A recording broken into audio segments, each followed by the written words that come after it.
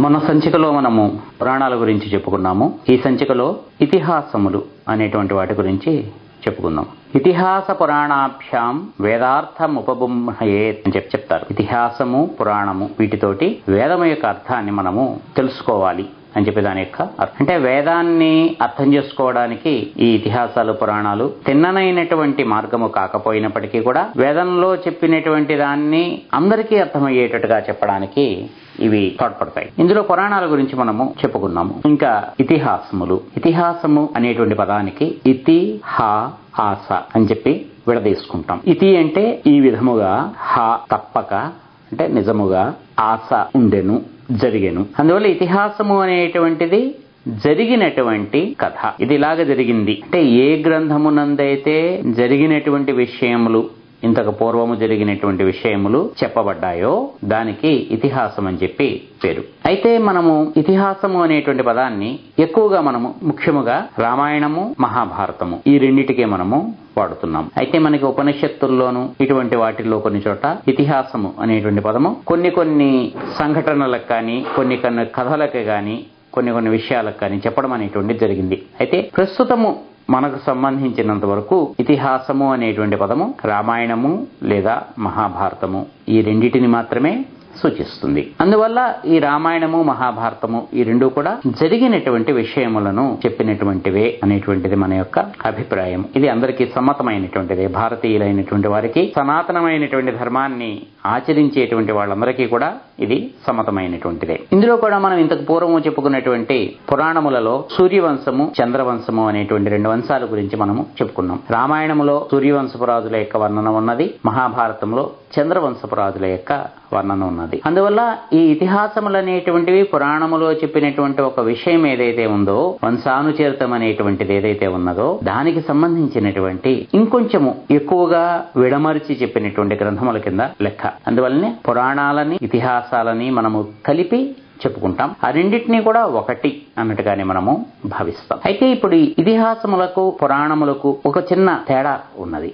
ఇతిహాసములలో అంటే రామాయణములోను, భారతములోను మనం ఏం చూస్తామంటే ఎక్కువగా అందులో ఉన్నటువంటి పాత్రలు, అందులో ఉండేటువంటి ఆ వ్యక్తులు, వాళ్ళు ఎవళ్ళైతే ఉన్నారో వాళ్ళ జీవన విధానము, వాళ్ళ యొక్క ఆశలు, ఆశయాలు, వాళ్ళ యొక్క ధర్మము, వాళ్ళ ప్రవర్తన ఇదంతా కూడా ఇంకొంచెము దగ్గరగా, ఇంకొంచెము విడమర్చి విశదీకరించి చెప్పినటువంటి విషయముగా మనము చెప్పుకోవాలి. పురాణములలో కూడా ఇదే కథ చెప్పడం జరిగింది. అంటే రామాయణము, మహాభారతము వీటికి సంబంధించినటువంటి అంశములు, వీటికి సంబంధించినటువంటి కథలు మనకి పురాణాల్లో కూడా సుమారుగా అన్ని పురాణములలోనూ కూడా ఈ రెండు కథలు ఎక్కడో అక్కడ మనకి ఏదో ఒక చోట తారసపడతాయి. అయితే అక్కడికి ఇక్కడికి తేడా ఏమిటంటే పురాణము యొక్క పన్నా చాలా పెద్దది. ఎక్కడో సృష్టి ప్రారంభం నుంచి మనం మొదలు పెట్టుకుని ఈ సృష్టిలో ఉండేటువంటి అనేక విషయములను స్పృశిస్తుంది. అందువల్ల అందులో చెప్పినటువంటి ఈ కథలు, ఈ రామాయణ మహాభారతముల యొక్క కథలు అలాగ స్పృశించడము మాత్రమే జరుగుతుంది. అంటే సృష్టి అనేటువంటి నేపథ్యములో మానవుడు ఒక చిన్న బిందువు మాత్రమే అందులో. అంటే సృష్టి వైపు నుంచి మానవుణ్ణి చూడడము అనేటువంటిది మనము పురాణములలో చూస్తాం. ఇతిహాసములలో అలా కాదు. ఇతిహాసములలో మానవుడిదే ముఖ్యమైనటువంటి పాత్ర.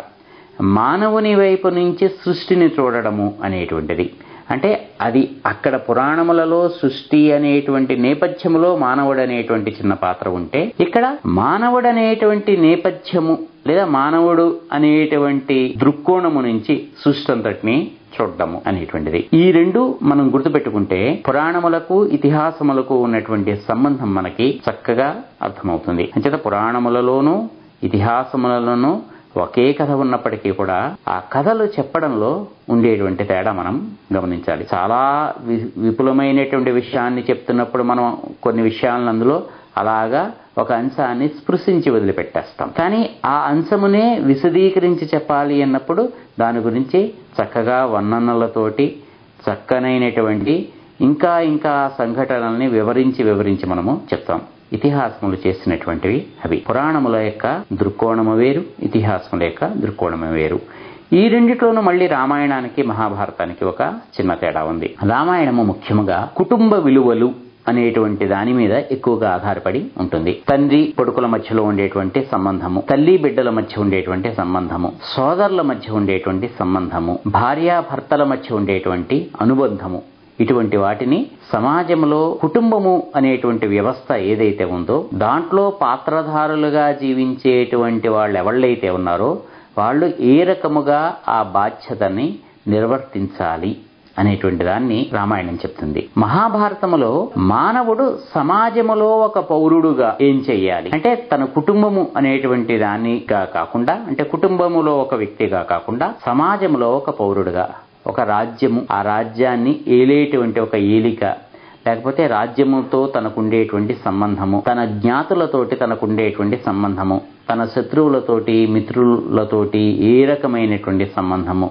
ఇటువంటివన్నిటినీ కూడా అంటే సమాజం అనేటువంటి నేపథ్యాన్ని ఎక్కువగా తీసుకుని చెప్పినటువంటి కథ మహాభారతం. అంటే సమాజంలో మనం ఎలాగా అనేటువంటిది, కుటుంబం అనేటువంటి అంశాన్ని నేపథ్యముగా తీసుకుని చెప్పినటువంటిది రామాయణము. కుటుంబంలో మనమేమిటి అనేటువంటిది, అంటే మానవ జీవితానికి అవసరమైనటువంటి కుటుంబము సమాజము అనేటువంటి రెండు అంశాలని కూడా మనము ఈ రెండు ఇతిహాసములలోనూ కూడా మనము దర్శిస్తాం.